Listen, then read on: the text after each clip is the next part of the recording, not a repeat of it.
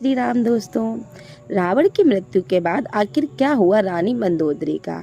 मित्रों, रावण की मृत्यु के बाद उनकी रानी मंदोदरी रावण के साथ ही सती होना चाहती थी, लेकिन राम ने उन्हें ऐसा करने से रोक दिया क्योंकि मंदोदरी रानी बहुत ही धार्मिक महिला थी और वह ज्योतिष की प्रकांड विद्वान थी। आखिर क्यों इस पवित्रता स्त्री को अपने देवर से शादी का फैसला लेना पड़े, चलिए जानते हैं आज की इस वीडियो में। तो वीडियो की जानकारी के लिए दोस्तों आपको मेरे साथ लास्ट तक बने रहना होगा। तो दोस्तों, अगर जानकारी आपको पसंद आए तो मेरे चैनल को सब्सक्राइब करना मत भूलना।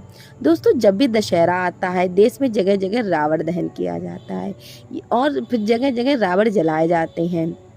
युद्ध में रावण की मृत्यु के साथ राम की जीत होती है, तो उस हिंदू ही धर्म में धर्म की जीत की इस खुशी दशहरा में त्योहार के जरिए में जगह जगह मनाया जाता है।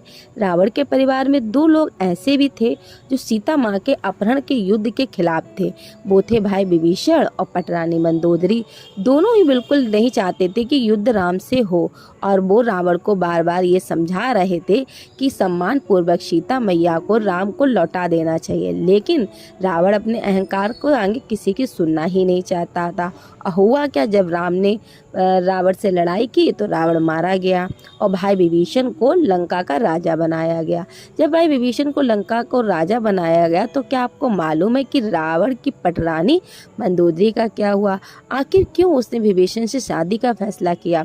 मित्रों, इसके पीछे एक लंबी सी कहानी है कि पुराणों की एक कथा के मुताबिक माना जाता है कि मधुरा नाम की एक अप्सरा कैलाश पर्वत पर भगवान शिव की तलाश में पहुंची थी और तलाश करते हुए जब वो भगवान शिव के पास पहुंची तो वहाँ पार्वती माँ को ना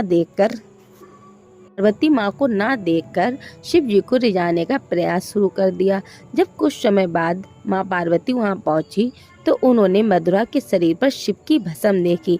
यह देखकर माँ पार्वती बहुत क्रोधित हो गई और माँ पार्वती ने मधुरा को श्राप दिया कि वो 12 साल तक मेढकी बनी रहेगी और कोने में उसका वास होगा। मधुरा को अपनी गलती की कीमत चुकानी पड़ी। ऐसा एक कष्ट का जीवन शुरू हो गया जिसमें ये सारी घटनाएं घट रही थी। उसी समय कैलाश का असुर राजा मायासुर अपनी पत्नी के साथ तपस्या कर रहे थे। दोनों एक बेटी की कामना की तपस्या कर रहे थे। 12 वर्ष तक दोनों के कठिन तप करने पर इधर मधुरा अपने अंत होने का इंतजार कर रही थी। वो कोने में रोने लगी और सौभाग्य से जो असुर राज थे वो अपनी पत्नी के साथ उस कोने के नजदीक ही तपस्या में लीन थे। जब उन्होंने किसी के रोने की आवाज सुनी तो वो उनके पास गए। वहां उन्हें मधुरा दिखी जिसने अपनी पूरी कहानी सुनाई। अब वो तप करना तो छोड़ दिया और मथुरा को ही अपनी बेटी मान लिया। मधुरा का नाम बदलकर उन्होंने मंदोदरी कर दिया। उसके बाद आज के महल में जो मंदोदरी लंका में रहती है वो बहुत खुशी जीवन बिता रही थी। अपनी नई जिंदगी में बेहद खुश थी। इसी बीच उसकी जिंदगी में एंट्री हुई रावण की। मंदोदरी के पिता मायासुर से मिलने रावण पहुंचा। वहीं उससे मंदोदरी को देखा और उस पर मोहित हो गया, लेकिन मायासुर को उनका प्रस्ताव पसंद नहीं आया क्योंकि रावण मंदोदरी से शादी करना चाहता था और रावण ने मंदोदरी का हाथ मांगा। लेकिन मंदोदरी के पिता मायासुर ने यह प्रस्ताव ठुकरा दिया। वो क्रोधित हो गए, लेकिन रावण मंदोदरी को अपहरण करके ले गया। दोनों राज्यों में युद्ध की स्थिति बन गई, लेकिन मंदोदरी जानती थी कि रावण उसके पिता से ज्यादा शक्तिशाली शासक है, इसीलिए मंदोदरी ने रावण के साथ रहना ही स्वीकार कर लिया। मंदोदरी का चरित्र रामायण के बेहद नैतिक दिखाया गया है। जब रावण ने सीता का अपहरण किया था तब भी मंदोदरी ने इसका विरोध किया था।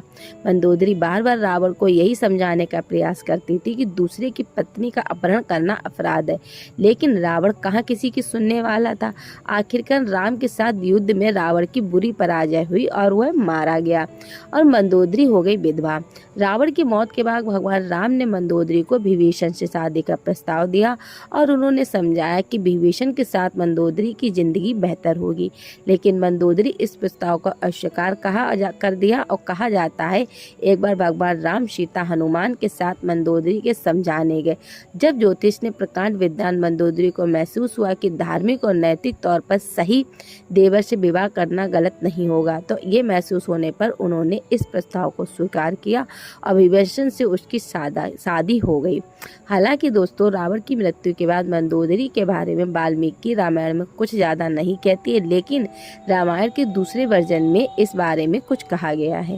रावण के मरने के बाद मंदोदरी विधवा तो हो जाती है। जब भगवान राम विभीषण सलाह देते हैं तो उसे अपनी भाभी से विवाह कर लेना चाहिए, तो विभीषण इस बात पर राजी हो जाता है। ये परंपरा थी, उन दोनों मानती, लेकिन विभीषण पहले से कई रानियां थी और वह इसके लिए तैयार नहीं थे। कहा जाता है कि अगर विभीषण शादी कर भी लेते तो उन्हें की भाई की जगह लंका का शासन नैतिक अधिकारी भी हासिल हो जाता।